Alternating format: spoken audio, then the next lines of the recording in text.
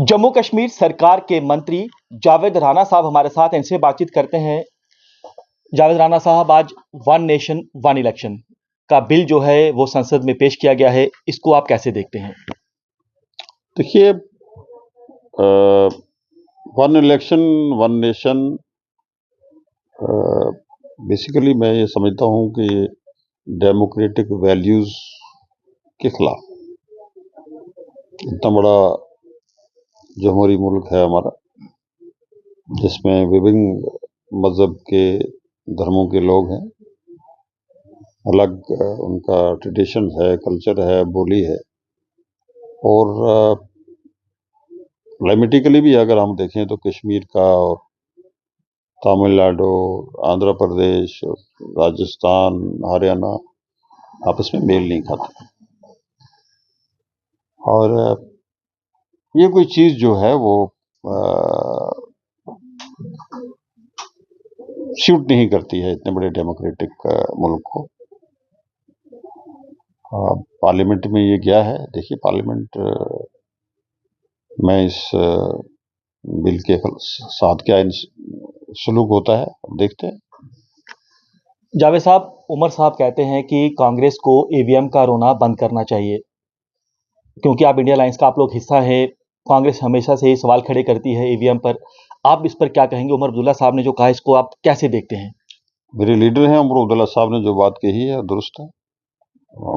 कोई भी बात वो है जो उमर साहब करते हैं वो उस बात में वजन है, और वो सोच समय की को बात करते हैं। उमर अब्दुल्ला साहब ने बेहतर कहा होगा।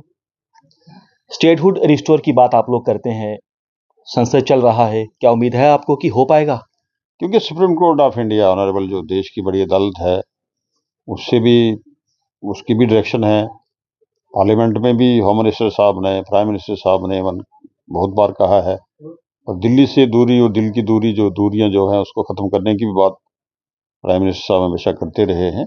इन सब चीजों को मद्देनजर रखते हुए एक डेमोक्रेटिकली जो एक हमारा बेसिक राइट है, जो उससे जम्मू कश्मीर के लोगों को दूर रखा गया है, उससे हम महरूम है उससे, तो वो हमें वापस मिलना चाहिए, किसी भी टाइम मिलने की हम उम्मीद रखते हैं। और क्योंकि अब इलेक्शन हो चुके हैं, इलेक्शन के बाद स्टेटहुड वापस आनी थी, तो मुझे लगता है कि इंशाअल्लाह ताला जो मरकज में लोग बैठे हैं, इनके कोलो फेल में तजाद अब नहीं होना चाहिए।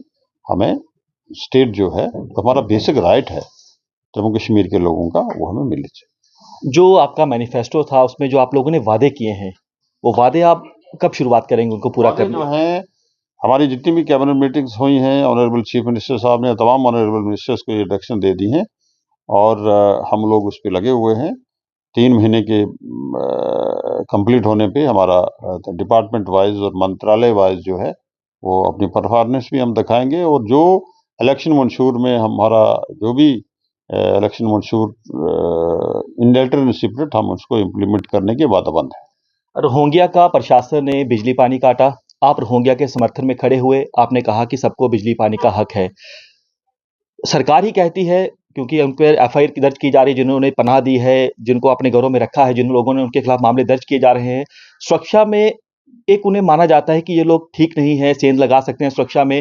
आप उनके समर्थन में खड़े हुए हैं, सही मानते हैं आप? मुझे ये आप बताइए, कितने रोहिंग्यास जो हैं, जो मिलिटेंट एक्टिविटीज हो रही हैं, कितने लोग उसमें मुलविस हैं? उसमें तो आज तक कोई पूरे देश में हमने ये देखा नहीं। रोहिंग्यास का एक इशू है गवर्नमेंट ऑफ इंडिया के सामने, और ये क्या मुमकिन हो सकता है कि गवर्नमेंट ऑफ इंडिया की परमिशन के बगैर ये लोग यहाँ आए हों? वो कभी नहीं हो सकता है। कोई हमारे देश में आएगा और गवर्नमेंट को खबर नहीं होगी। हमारी सिक्योरिटी एजेंसियां, हमारे हमारे सिक्योरिटी नेटवर्क बहुत सक्षम है। अब रोहिंग्यास का एक इशू है गवर्नमेंट इंडिया के सामने है। जहां तक उनका बिजली पानी का ताल्लुक है, एक अनहेमिटेड ग्राउंड हमें उनको ये देना था, वो हम दे रहे हैं। तो मेरे ख्याल में ये ऐसा नहीं होना था चाहिए था जो ऑर्डर निकला कोई, और जिस ऑर्डर को रिवोक करना पड़ा हमें, ऐसा ऑर्डर नहीं निकलना चाहिए था।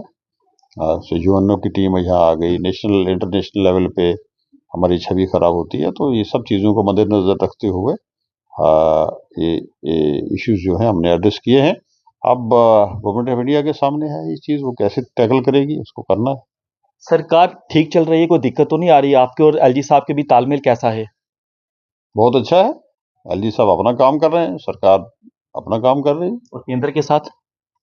केंद्र के साथ भी हमारे चीफ मिनिस्टर साहब की 2 बार मीटिंग्स रही हैं, प्राइम मिनिस्टर साहब से, प्रेसिडेंट ऑफ इंडिया और तमाम वुज़रा से।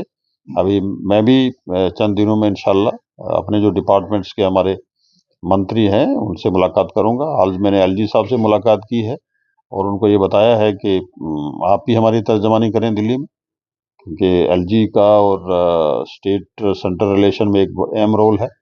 एलजी साहब को भी मैंने रिक्वेस्ट की है कि हमारे कुछ यहाँ जल शक्ति विभाग जो है, पानी की प्रॉब्लम है, फॉरेस्ट डिपार्टमेंट है या ट्राइबल अफेयर्स के बहुत से प्रॉब्लम है, तो मिलकर सरकार कलेक्टिव रिस्पॉन्सिबिलिटी के साथ हम लोग चल रहे हैं।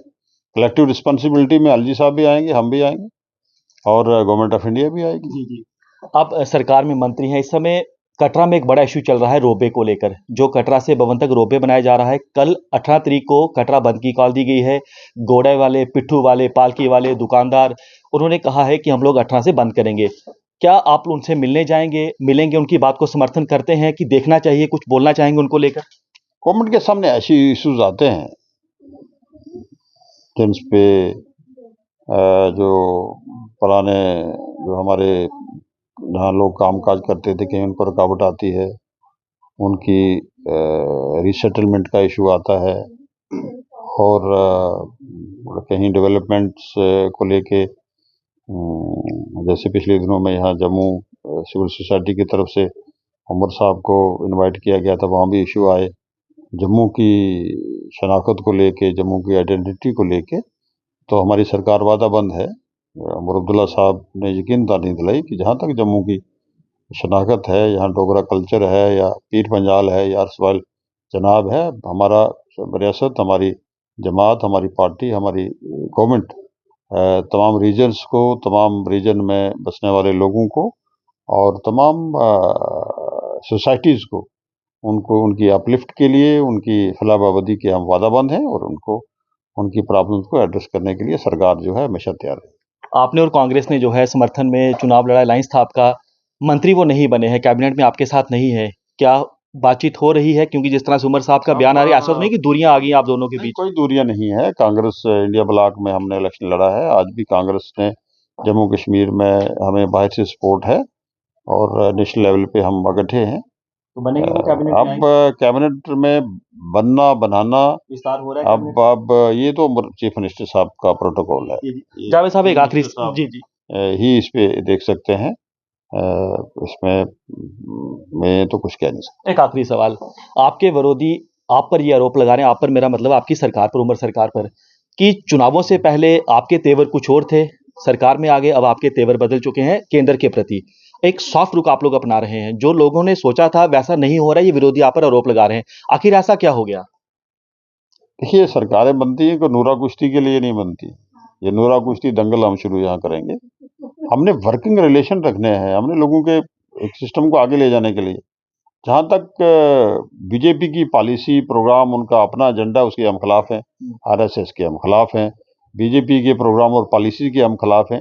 लेकिन सरकार में वर्किंग रिलेशन और सरकार में कामकाज के लिए आप देख रहे होंगे सुबह से यहाँ हर आदमी, हर पार्टी का एमएलए ऑनरेबल मेरे पास आते हैं, बीजेपी के भी आते हैं, कांग्रेस के भी आते हैं, नेशनल कॉन्फ्रेंस के भी आते हैं। तो ये लोग सब पब्लिक के लिए हैं, पब्लिक के चुने हुए नुमाइंदे हैं। सरकारें पब्लिक की होती हैं, पब्लिक की नुमाइंदगी करती हैं, तो लिहाजा वर्किंग रिलेशन बहुत ज़रूरी है और वर्किंग रिलेशन के लिए हम कंटिन्यू रहेंगे, कंटिन्यू रखेंगे। जी जी जी, शुक्रिया हमसे बातचीत करने के लिए। तो आप सुन सकते हैं, ये थे जम्मू कश्मीर सरकार के मंत्री जावेद राणा साहब, जिन्होंने कई मुद्दों पर अपनी बेबाकी से राय रखी है। कैमरामैन जितेंद्र के साथ पंकज शर्मा, न्यूज़ 24 जम्मू। नमस्कार, मैं हूं मानक गुप्ता।